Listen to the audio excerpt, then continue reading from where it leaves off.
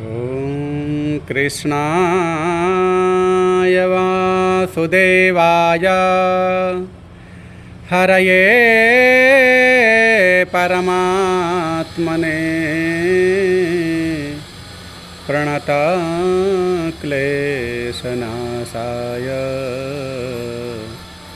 गोविन्दाय नमो नमः। श्री कृष्णचंद्र भगवान की जय। श्री सद्गुरुदेव महाराज की जय। श्री शंकर भगवान की जय। पराम्बा जगत जननी जगदीश्वरी महाशक्ति स्वरूपा मूल प्रकृति श्री किशोरी जी के चरण कमलों में बारंबार प्रणाम करते हुए आज श्री राधा जी के ऊपर ही चर्चा होगी। कुछ समय से राधा नाम पर, राधा जी के अस्तित्व पर ऐसे लोग सवाल उठा रहे हैं जिनसे कभी उम्मीद नहीं थी। एक सामान्य आदमी अगर कुछ चर्चा करता है, उल्टा सीधा कुछ बोलता है, भद्र टीका टिप्पणी करता है, तो उसको हम लोग इग्नोर कर देते हैं। नज़रअंदाज करना भी चाहिए, क्योंकि कीचड़ में डला मारने से छींट अपने ऊपर ही आती है, ऐसा समझकर। लेकिन कोई संत, भक्त, वैष्णव के बेस में एक कथाकार या एक वेद व्यास मंचासीन जिसकी बड़ी शोभा, बड़ी महिमा बताई जाती है, और वहाँ से कोई हमारे देवी देवताओं पर और देवी देवताओं के भी जो आराध्य हैं श्री राधा जी पर उंगली उठाते हैं, कुछ का कुछ कहते हैं, शास्त्रों के नाम पर कुछ अभद्र टीका टिप्पणी करते हैं, तो बहुत दुख होता है और अत्यंत दुखद विषय है। और हम सब समाज के ऊपर भी ये विचार आता है कि कैसे समाज के लोग हैं, एक तरफ बहुत भक्ति करते हैं, भगवान का नाम लेते हैं, इतनी ऊंची ऊंची भक्ति की बातें करते हैं, और उनके अस्तित्व पर या उनके ऊपर कोई इतनी गलत बातें कह जाता है और उसका कोई विरोध नहीं करता, कोई कुछ नहीं कहता। तो ये बात बहुत दुखद है और शोचनीय है, और सभी को चाहिए कि इस पर कुछ ना कुछ विचार ज़रूर करें। हमारे भी मन को बड़ा व्यथित हुआ, रोके रुक नहीं पा रहा था। पहले तो किसी प्रसंग में महाराज जी की चर्चाएं चल रही थी, लेकिन उससे भी ज़्यादा अभी 2-4 दिन पहले किसी ने एक वीडियो दिखाया जिसे देख करके वास्तव में रुका नहीं गया, कि उन्होंने जैसा कहा कि राधा नाम लेने वाले भी पापी ही हैं, और राधा जी को न जाने क्या क्या कहा कि राधा का नाम ही नहीं लेना चाहिए, और ब्रह्मवर्त पुराण से और गर्ग संगीता में इन सब में मनगढ़ंत कुछ ऐसा लिख दिया गया है, ऐसा बहुत कुछ कहा। तो वो भी अगर इस बात को सुने तो अवश्य सुने, और सभी लोग इस बात को ध्यान से सुने जो हमारे मन का भाव है। जब सबको कहने की छूट है तो हम भी अपने विचार को इस अब वीडियो, फेसबुक, सोशल मीडिया एक प्लेटफार्म बन गया है जहाँ पर सब कोई अपनी अपनी बात को रख रहे हैं, तो सोचा अपनी बात को रखना भी चाहिए, क्योंकि कर्तव्य है। एक व्यवहारिक जन्मदाता माता पिता को भी अगर कोई अभद्र बोल दे, कुछ उल्टा सीधा बोल देता है, तो उस पर लोगों को कितना गुस्सा आता है और वो रह नहीं पाता, और ये उस पुत्र का पुत्रत्व है, यही उसका कर्तव्य है कि वो सुन भी ना पाए, और उसके लिए वो जो भी एक्शन लेता है वो लेता ही है, लेना भी चाहिए। लेकिन जो हमारे जन्म जन्मांतर के नहीं, हर युग युग के माता पिता हैं, हमारे अनादि काल से हमारे परमार्थ सत्य की दृष्टि से वो हमारे माता पिता हैं, उनके प्रति कुछ दुर्वचनों को सुन लेना और कुछ न कह पाना, मानो मूकवत होकर हम उस बात का समर्थन करके उस विधर्मियों को बढ़ावा देते हैं, और उसका दोष निश्चित लगता है। क्योंकि माँ पार्वती ने भी इस बात को गोसाई जी के रामचरितमानस के द्वारा ये बात कही गई है कि श्रवण मूंद नत चलिए पराई, और काटिए जीभ जो देह बसाई, संत शंभु श्रीपति अपवादा, सुनिए जहाँ तहाँ असी मर्यादा। संत महात्माओं की, भक्तों की और हर की अगर कोई अपमान को सुनता है तो उसके लिए वास्तव में अपराधी है, नरकगामी है। कुछ भी नहीं कर सकते, प्रार्थना करें और इतना ही वीडियो बनाकर डाल दें कि भैया ये बात गलत है। बस इतने बात से ही हमने उन वचनों का समर्थन न दे करके उसके लिए हमने विरोध प्रकट कर दिया। बोलना ज़रूरी नहीं है कि हमें भी नहीं आता कुछ, फिर भी प्रयास कर रहे हैं। तो श्री राधा के एक तो विवाह के प्रसंग पर कुछ लोग कहते हैं कि श्री राधा जी का विवाह नहीं हुआ था। तो भैया हमारे 18 पुराण साक्षी हैं इस बात के, और ब्रह्मवर्त पुराण में गर्ग संहिता में इस बात को प्रत्यक्ष रूप में कहा गया है। गर्ग संहिता के गोलोक खंड में 16वें अध्याय में इस बात की पुष्टि की गई है कि भगवान श्री कृष्ण को, और यही प्रसंग आपके ब्रह्मवर्त पुराण में भी श्री कृष्ण जन्म खंड में कहा गया है। तो दोनों में ही लगभग एक जैसा ही प्रसंग है। अन्यथा कल्प कल्पांतर युग युगांतर के भेद से कहीं कहीं बातें अलग अलग भी हो जाती हैं, लेकिन इन दोनों में ही पुराणों में और गर्ग संहिता में इस बात का स्पष्टीकरण है कि श्री कृष्ण भगवान ने जब नलकूबर लीला, यमलार्जुन वृक्षों की लीला करने के उपरांत एक दिन नंद बाबा लेकर उन्हें भ्रमण करते हुए, गौओं को चराते हुए गोद में लेकर के श्री कृष्ण कन्हैया को भांडीर वन की ओर चल दे गए। और वहाँ भांडीर वन में एक भगवती महाशक्ति की कृपा से ही या श्री कृष्ण भगवान की ही लीला से, इच्छा से अचानक मेघ की घटा मालाएँ उमड़ आईं, चारों तरफ अंधेरा छा गया, बिजली कौंधने लगी, और ऐसा मूसलाधार वर्षा होने पर नंद बाबा एक लीला की दृष्टि से, क्योंकि भगवान जो करते हैं वो सब लीलाएं होती हैं, वस्तुतः उनमें कहीं कोई न भय, न शंका, न संदेह, न युद्ध, कहीं कुछ नहीं है। हम जैसे जीवों को एक रंजन करने के लिए भगवान लीला करते हैं। तो ऐसा भगवान की इच्छा से सब कुछ हो गया। नंद बाबा भयभीत हो गए, और नंद बाबा की उस भयभीत अवस्था में आकाशवाणी हुई, और वे महाशक्ति ही जो भगवान की सदा सर्वदा अर्धांगिनी हैं और जगत जननी हैं, मूल प्रकृति स्वरूपा हैं, ब्रह्मवर्त पुराण के अंतर्गत ही भगवान के वाम पार्श्व से जिन अनंत शक्तियों का उत्पत्ति हुई है, और भगवान के दक्षिण पार्श्व से भी, और भगवान के हृदय देश से श्री किशोरी जी का प्राकट्य हुआ है।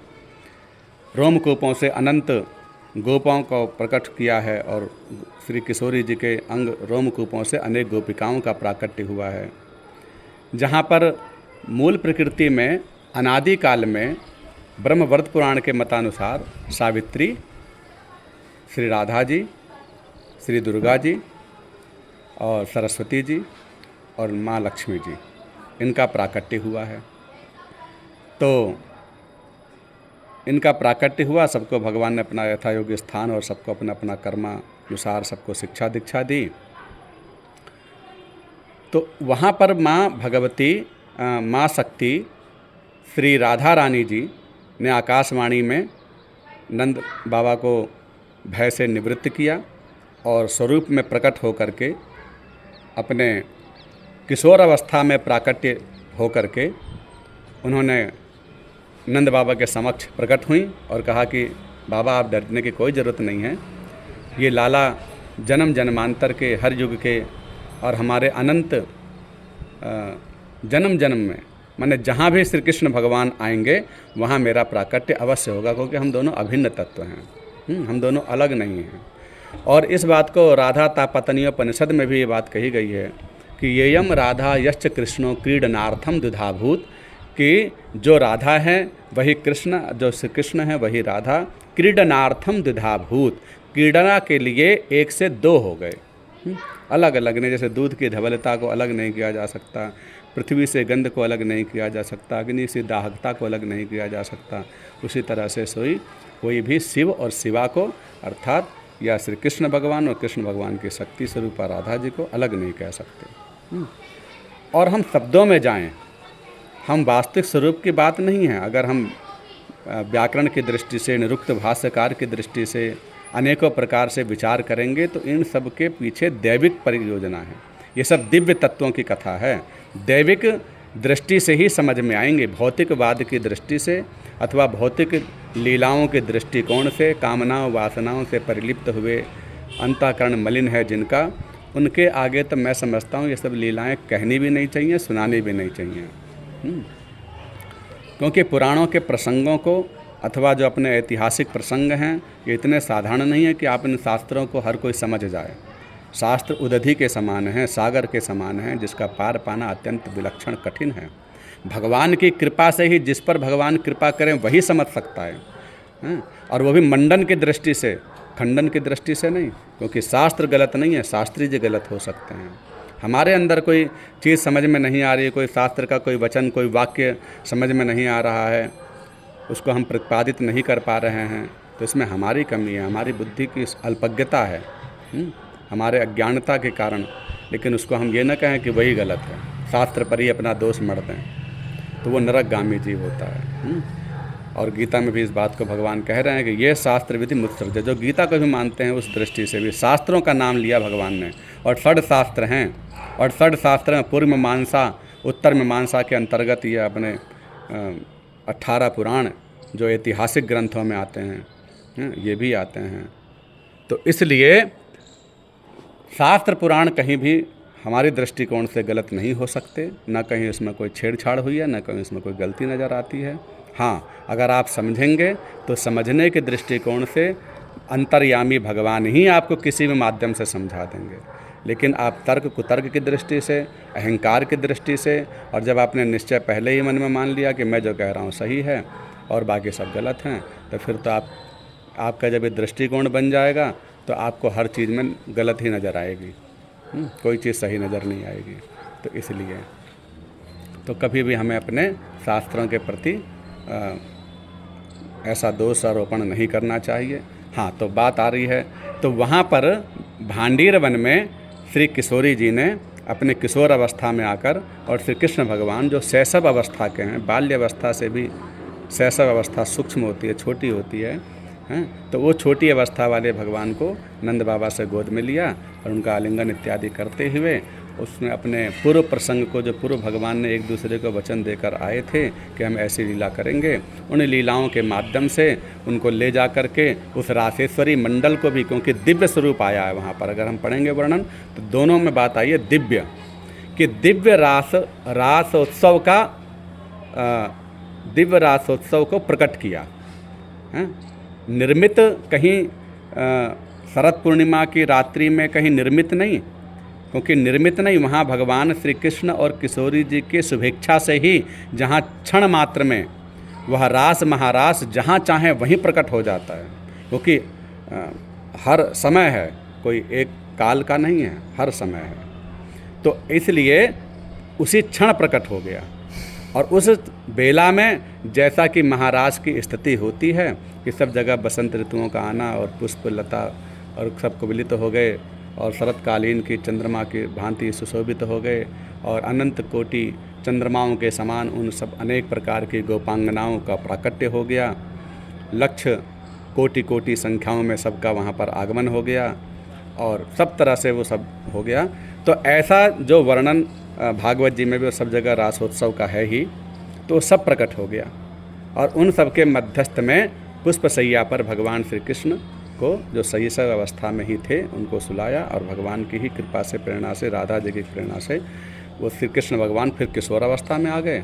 फिर ब्रह्मा जी का आवाहन किया गया, ब्रह्मा जी आए, और ब्रह्मा जी ने पूर्ण विधिवत तरीके से पहले दोनों की स्तुति की, और ये कहा कि आप वही हैं जो श्री राम जी, और जो श्री स्तुति में सब प्रसंग बिल्कुल स्पष्ट रूप में गर्ग संगीता में आया है कि जो आप वही त्रेता युग के राम जी हैं, और ये वही श्री सीता जी हैं, ये वही यज्ञ की जो पत्नी रुचि हैं, और आप यज्ञ नारायण हैं, आप वही सुशोभित हो रहे हैं। आप जो कभी वराह और वाराही के रूप में स्थापित होते हैं, और आप वही यहाँ पर राधा कृष्ण रूप में हैं। मैं आपके दर्शन करके, उन्होंने जो भगवान ने हर युग में जो जो भगवान अवतार लेते हैं, और उनकी जो प्राण वल्लभा श्री किशोरी जी के ही अंतरंग भूत में, उनके ही अंशरूप से जो अनेकानेक शक्तियों का उद्गम होता है, भगवान उन्हीं के साथ लीला विलास करते हैं, क्योंकि भगवान की शक्ति भगवान से अलग नहीं है, वो शक्ति से ही शक्तिमान है। और हम सब भी बिना शक्ति के हमारा कोई स्वरूप और हमारा अस्तित्व नहीं है। और वो जितनी भी शक्तियाँ पूरे ब्रह्मांड में हैं, उन सब शक्तियों की शक्ति अधीश्वरी श्री राधा जी कहो, चाहे श्री पार्वती जी कहो, चाहे शंकर जी की शक्ति माँ गौरी कहो, चाहे सावित्री कहो, कहीं किसी को कहीं किसी को कहो, कोई भेद नहीं। जब तक हमारी अज्ञानता है तभी, अरे भाई सीधी सी बात है, राधा सहस्त्रनाम स्तोत्र पढ़िए। राधा सहस्त्रनाम स्तोत्र में राधा जी का नाम एक माँ सती भी आया है, पार्वती भी आया है। सब में वही जितनी भी शक्तियाँ, क्षमा, दया, सत्या, मुदिता, प्रसन्नता और जस्ट सखियाँ, सब का नाम, गोप गोपिकाएँ, सब नाम राधा जी के ही हैं। तो जब राधा जी के ही नाम है और जब आप शिव स्तोत्र पढ़िए तो उसमें सब कृष्ण भगवान के नाम हैं। और कृष्ण भगवान का स्तोत्र पढ़िए तो शिव जी के नाम हैं। आप ललिता सहस्त्रनाम पढ़िए, महालक्ष्मी स्तोत्र पढ़िए, सब में देवी के सब नाम आ जाते हैं। तो सब एक दूसरे के नाम में समाहित होने का मतलब क्या है? मतलब यही है, कोई अलग अलग नहीं है, सब एक ही शक्ति है। एक ही शक्ति अनंत रूपों में लीलाएं कर रही हैं। छोटे बड़े का कोई भेद ही नहीं है। हम तो ना माँ शक्ति को छोटा, क्योंकि वही शक्ति हैं और वही शिव हैं, और वही शिव शक्ति यहाँ पर राधा कृष्ण बन जाते हैं, वही राधा कृष्ण कभी शिव शक्ति बन जाते हैं। देवी भागवत पढ़ेंगे, कालिका पुराण पढ़ेंगे तो वहीं पर शिव शक्ति स्वरूप में इन्होंने यहाँ पर राधा कृष्ण रूप में प्राकट हुआ है। सामान्य जन को उसमें ही भ्रम हो जाएगा और कुछ ना कुछ बोलने लगेंगे, लेकिन बात समझने की दृष्टिकोण से आप समझेंगे, सब बात समझ में आ जाएगी, क्योंकि यह सब दिव्य लीलाएँ हैं। भौतिक दृष्टिकोण से इसको न देखें, एक धार्मिक दृष्टिकोण से, एक दैविक दृष्टिकोण से, और भगवान को अपना सर्वस्व मान करके जब हम श्रद्धापूर्वक सुनेंगे, समझेंगे, आप किसी भी संत महात्मा गुरुदेव के चरणों में आश्रय लेकर के उनको भगवत स्वरूप मान करके दंडवत प्रणाम करके जिज्ञासा पूर्वक सुनेंगे, तो आप वो महाराज जी तो जो कहेंगे वही कहेंगे जो हमारे भगवान कहलाना चाहेंगे, लेकिन आपके अंतर्यामी रूप में भगवान ही आपको वही प्रेरणा दे देंगे, आपका ऐसा दृष्टिकोण बना देंगे कि आपको आपका वास्तविक उत्तर मिल जाएगा। तो अब महाराज जी, कुछ लोग कह रहे हैं कि राधा जी के 1008 पत्नियों में तो कृष्ण भगवान की जो 16,108 पत्नियों में तो राधा जी का नाम नहीं आया। तो उनसे पूछा जाए कि भाई पहली बात तो कोई 16,108 रानियों के नाम कहाँ लिखे हैं? नहीं लिखे। तो नाम 16,000 जो भौमासुर के बंदी गृह से छुड़ाई हुई थी, उन सब ने समर्पण किया है। कृष्ण भगवान ने कभी किसी को गलत दृष्टि से नहीं देखा, किसी को नहीं कहा कि तुम हमारी अर्धांगिनी बनो, बल्कि सबने समर्पित होकर के श्री कृष्ण भगवान को पति रूप में स्वीकार किया। और पति शब्द का कोई गलत अर्थ नहीं है। पति और पिता दोनों एक ही धातु से बने हैं। क्यों? तो भाई पति क्या पिता एक ही हो जाएगा? नहीं। पति धातु का अर्थ भी है जो रक्षा करता है। रक्षतीति, जो रक्षा करने वाला है उसे पति कहा जाता है, और पिता का भी वही धर्म है। तो रक्षा करने वाला केवल एकमात्र भगवान ही हो सकते हैं, इसलिए वो जगतपति कहलाते हैं। पति शब्द का अगर गलत शब्द होता तो जगतपति क्यों होते भगवान? तो पति शब्द का गलत अर्थ नहीं है। प्रेम शब्द केवल भगवान के लिए ही है। संसार के किसी भी विषय से, किसी भी परिवार के स्नेह बंधन को जुड़ना, उसे मोह ममता कहलाते हैं। अनेक प्रकार के जितने भी संबंध हैं, यहाँ संसार में आप किसी भी चीज़ पर प्रेम कर ही नहीं सकते, क्योंकि प्रेम यहाँ के लिए शब्द बना ही नहीं है। प्रेम का जो वास्तविक अर्थ है वो केवल भगवान से ही उसका तादात्म्य है, उसका संबंध है, और किसी से नहीं। तो यह सब तो अगर हम 1008 पत्नियाँ जो कही गई, उन सब में कहीं नाम नहीं। और इसके अलावा महाराज जी ने कहा कि उनकी विवाह हुआ था अभी अनय घोष, शायद हैं अनय घोष से। तो ऐसा प्रसंग भी हमने तो खैर पढ़ा नहीं। और कहीं रूप गोस्वामी जी के ललित माधव, विदग्ध माधव इत्यादि ग्रंथों में कहीं आया भी है। तो रायण नाम के गोप का भी नाम आया है कि रायण नाम के गोप से श्री राधा जी की छाया का विवाह हुआ। और ये बात ब्रह्मवर्त पुराण में भी आई है, गर्ग संगीता में भी आई है। तो वो भी भगवान कृष्ण के ही अंश थे। कृष्ण भगवान के ही अंश से हुआ और राधा जी की छाया का हुआ, क्योंकि वस्तुतः जो राधा जी हैं उनसे कृष्ण भगवान का भांडीर वन में विधिवत तरीके से, वैदिक विधि से ब्रह्मा जी ने विवाह करवाया। उसके बाद भगवान पुनः शैशव अवस्था के हो गए, बाल अवस्था के हो गए, और माँ किशोरी जी ने वो ले जा कर के नंद बाबा को समर्पित कर दिया। तो वहाँ पर भी ऐसा वर्णन नहीं आया। तो इसलिए विवाह हुआ है, पहली बात तो ये निश्चय कर लीजिए। फिर दूसरी बात कि कहीं पर भगवान का संबंध किसी से भी कोई, जैसा हम संसारिक और जीवात्माओं की और भगवान की, पहली बात तो तुलना करने वाला ही महापापी है। कहाँ जीव और कहाँ ईश। तो इसलिए भगवान की लीलाओं को हम सांसारिक दृष्टिकोण से देख रहे हैं, यही बहुत बड़ा अपराध है। भगवान के अंदर कोई शारीरिक शरीर है ही नहीं। उनके लिए तो कहा गया चिदानंदमय देह तुम्हारी, कि भगवान का जो शरीर है वो चिदानंदमय है, आनंदमय है। वहाँ पर मल मूत्र और भांड से बना हुआ शरीर नहीं है, वहाँ लिंग देह वाला शरीर नहीं है, वहाँ सूक्ष्म शरीर नहीं है, वहाँ तीनों प्रकार से त्रिगुणातीत भगवान का जो स्वरूप है। तो उसके लिए फिर ये सब क्या, जब सारा सृष्टि ही ब्रह्मांड के अंदर जितना भी कुछ दिखाई दे रहा है वो सब भगवान ही हैं। तो भगवान से जब अतिरिक्त कहीं कुछ है ही नहीं, तो क्या मिलना, क्या बिछुड़ना, क्या लेना, क्या देना, सब उन्हीं के अंदर ही समाहित होने हैं। सबकी ज्योति कहीं ना कहीं बाद में भगवान में ही समाहित होती है। भगवान से ही सबकी उत्पत्ति होती है, भगवान में ही सब विलय होते हैं। तो इसलिए ऐसा भी भेद करना गलत है। शिव पुराण में के माध्यम से भी महाराज जी ने कहा कि शिव पुराण में लिखा हुआ है, तो शिव पुराण के बहुत अच्छे वक्ता हैं। तो शिव पुराण में भी कलावती नाम की, तो कलावती नाम की के पुत्री के रूप में ये श्री राधा जी का वर्णन आता है। तो वहाँ पर मेनका, धन्या और कलावती, इन तीनों ने बड़ी कठोर तप किया है। और कठोर तप करने के बाद ये प्रार्थना की कि हमें भगवान श्री कृष्ण का सामीप्य भक्ति प्राप्त हो। तो वही मेनका जी की तो सब जानते ही हैं कि श्री हिमाचल जी की पत्नी बनी और उनके यहाँ माँ पार्वती का प्राकट्य हुआ।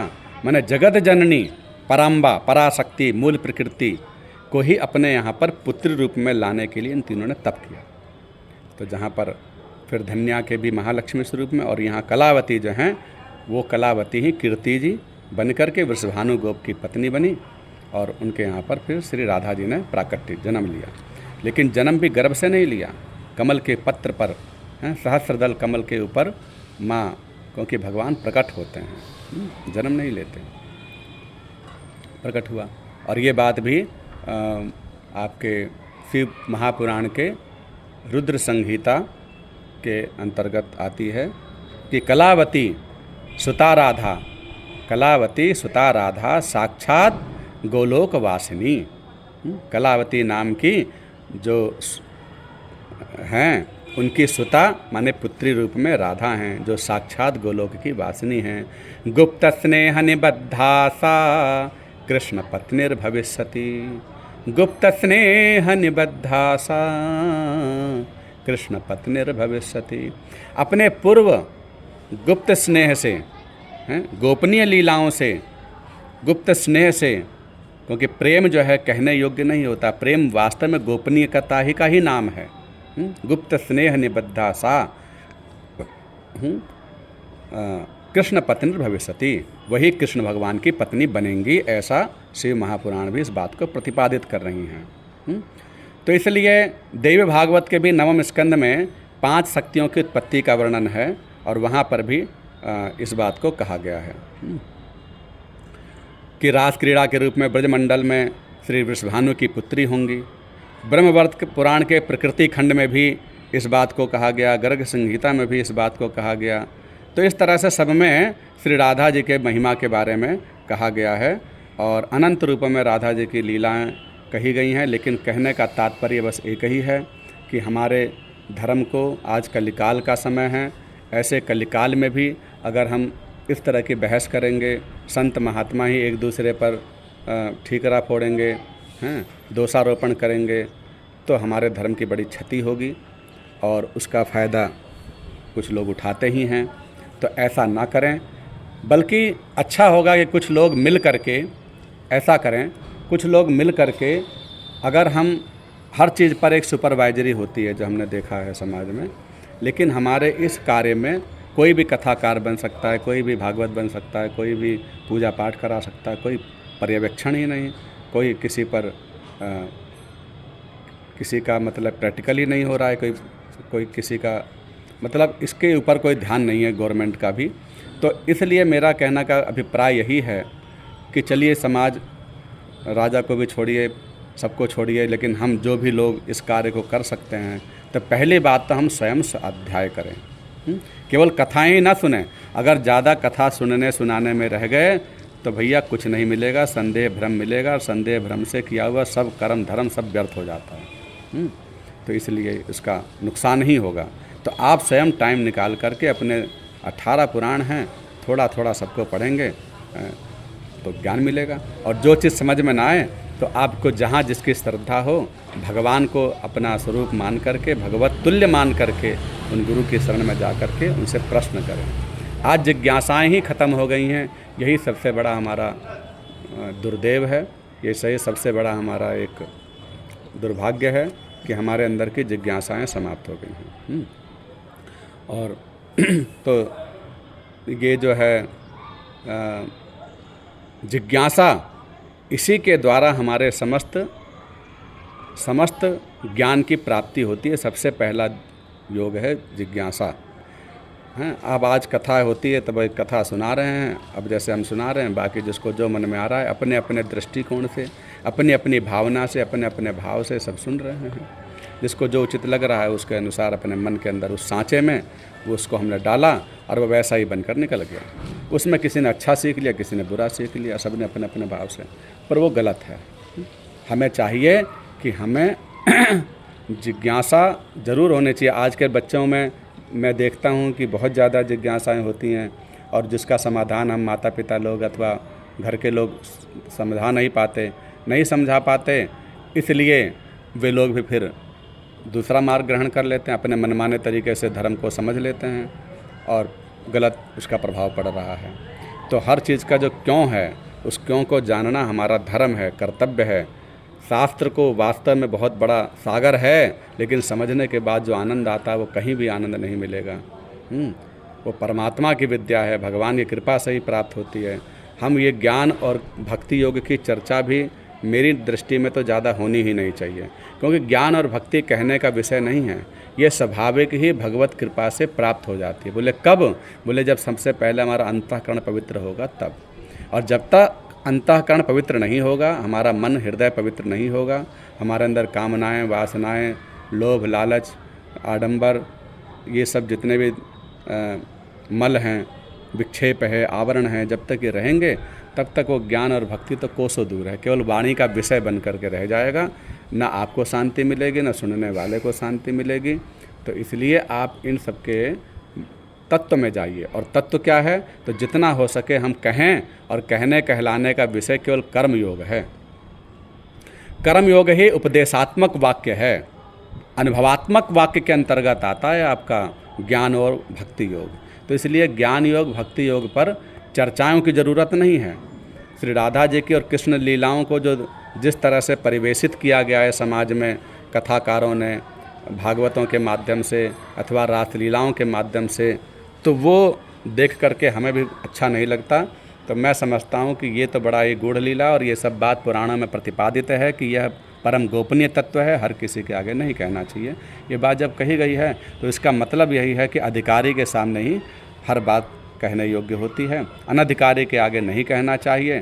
तो जो अभी उतनी स्थिति को जाना नहीं, पहुंचा नहीं, शास्त्रों के मर्म को नहीं समझा, अपने धर्म ग्रंथों को नहीं समझा, भावनाओं को नहीं समझा, अंतःकरण पवित्र नहीं है, कर्म योग के द्वारा उसने जप तप व्रत यज्ञ दान आदि के द्वारा अपने भावनाओं को शुद्ध नहीं किया, तब तक उन सबके वो अपनी अपने दृष्टिकोण से गलत ही अर्थ लगाएंगे। बस याम इमाम पुष्पिताम वाचम प्रवदन्ते पश्चितः, सुनने में बड़ी अच्छी भले लगेंगी, लेकिन उसके द्वारा आपको कुछ मिलने वाला नहीं है। तो इसलिए आप पहले, सबसे पहला है आचार। तो अपने आचरण अच्छे कीजिए, विचार अच्छे कीजिए, भावनाएं अच्छी कीजिए, और जब तब व्रत इत्यादि दान आदि के द्वारा अपने धन, पवित्र, परिवार, समाज, व्यवहार, इन सबको जब शुद्धिकरण हो जाएगा तो वो ज्ञान अपने आप उपमन्यु की तरह हमारे हृदय में स्थित हो जाएगा। इसलिए उन सब की चर्चाएं अगर कहीं हो तो बड़े विशुद्ध भाव से, बड़े विचार करके, अधिकारी को देख करके उनके सामने ही यह सब गूढ़ार्थ तत्व का, प्रेम तत्व का, भगवान के श्रृंगार रस लीलाओं का भगवान की जो अंतरंग लीलाओं का प्रकाश वहीं करना चाहिए। अन्यथा कर्मोपदेश की ही जानकारी सबको दें और सबको कर्म योग में जोड़ें और सबसे पहला यही काम करें। यही हमारी सबसे प्रार्थना है। और राधा तत्व पर कभी भूल करके भी कोई अपराध न करे, क्योंकि थोड़ा बहुत पाप नहीं है। माँ भगवती से श्री शंकर भगवान कह रहे हैं, गौर तेजो विनायस्तु श्याम तेजो च अर्चित। जो गौर माने श्री श्यामा जी के बिना कृष्ण भगवान की अर्चना करता है अथवा माँ पार्वती के बिना शिव की आराधना करते हैं, नसा भागवतो गे यहाँ स महापात की शिवे। वो कहीं भागवत हो ही नहीं सकते, वो महापात के जीव हैं।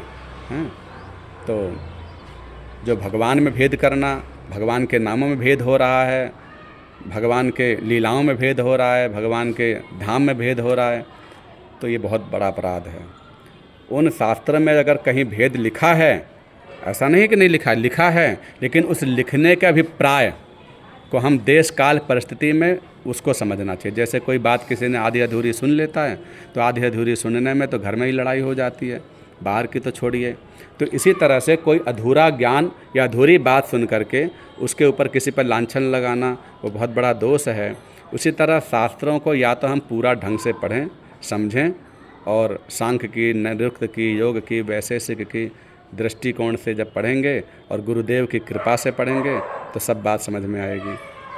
अन्यथा थोड़ा सा पढ़ेंगे, थोड़ा सा चैप्टर कहीं से उठा लिए, थोड़ा सा कहीं से, तो आजकल जो जैसा कोई ब्रह्मवर्त पुराण पर दोषारोपण कर रहे हैं, गर्ग संहिता पर दोषारोपण कर रहे हैं। ग्रंथ तो अपने आप में परिपूर्ण हैं, वह तो एक कुआं है जो जल पीने के द्वारा आनंद लेने के लिए बनाया था, प्यास बुझाने के लिए बनाया था। अब कोई उसमें आत्महत्या जाकर कर ले, कुएं में जाके गिर जाए, मर जाए, तो उसमें कुआं बनाने वाले का क्या दोष। तो इसलिए ग्रंथों को क्रम से पढ़ना चाहिए, क्रमशः। पढ़ाई जो है उसका क्रम है, उस क्रम से पढ़नी चाहिए। गुरुदेव के बिना अगर इन शास्त्रों को भी पढ़ेंगे तो दोष लगेगा। सब चीज़ क्रम से पढ़ें और किसी विद्वान योग्य जिस पर आपका मन टिकता हो, हैं, सब अपनी जगह पूजनीय है, सब अपनी जगह आदरणीय है।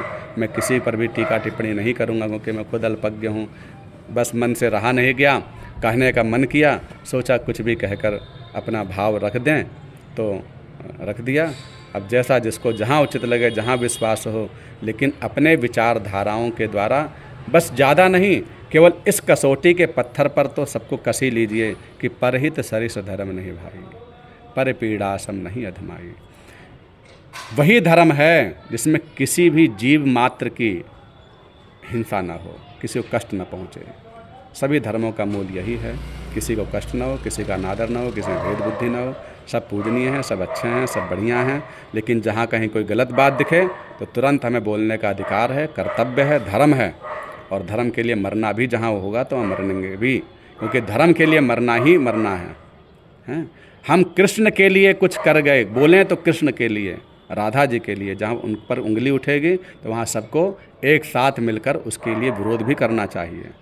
अन्यथा चुप रहने का कारण से, जैसे द्रौपदी की सभा में, सभा पर्व में दोष लगा, उसी तरह से भैया किसी गलत बात को चुपचाप सुनते रहोगे तो सब दोषी हैं। तो हमारे कृष्ण राधा के प्रति कोई भेदभाव ना करें, कोई इनमें गलत विचार ना रखें, कोई धारणा गलत ना बनाएं। वो सदा सर्वदा पूजनीय हैं, सबके पूजनीय हैं, हमारे भी पूजनीय हैं, हमारे माता पिता हैं और सबके माता पिता हैं। कभी उन पर किसी प्रकार का भेदभाव, संदेह, शंका नहीं करनी चाहिए। बोलो राधा कृष्ण भगवान की जय। हरे कृष्णा कृष्ण कृष्णा हरे हरे, हरे राम राम राम हरे हरे।